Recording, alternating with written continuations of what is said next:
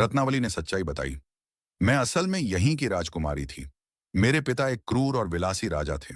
बहुत सी स्त्रियों के साथ उन्होंने गलत किया और उनके विरोध करने पर उनकी हत्या करवा देते थे। कितनी स्त्रियां होनी जान गंवा बैठी और कितने ही पुरुष जो या तो प्रेमी पिता या पति होते थे, मेरे पिता उनकी भी हत्या करवा देते थे। उनकी आत्माएं यहीं कैद हो गईं। जब उनकी मृत्यु हुई, हवेली जीवित हो उठी। तब से जो भी मुझसे प्रेम करता है, हवेली उसकी आत्मा को निगल लेती है। मैं चाहकर भी भाग नहीं सकती।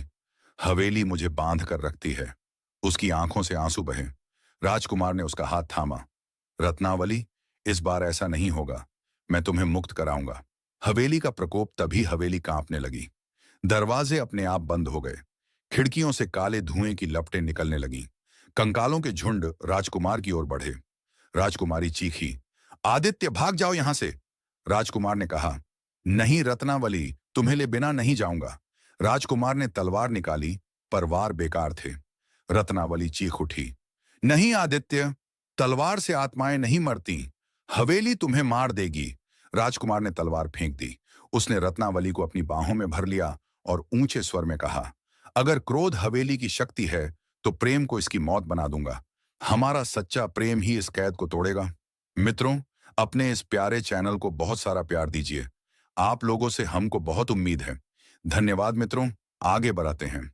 अंतिम मुक्ति जैसे ही दोनों ने एक दूसरे को आलिंगन किया और प्रेम का प्रण लिया, पूरी हवेली गरज उठी। दीवारें टूटने लगीं। जहां खून टपकता था, वहां से प्रकाश फूट पड़ा। कंकाल राख में बदल गए।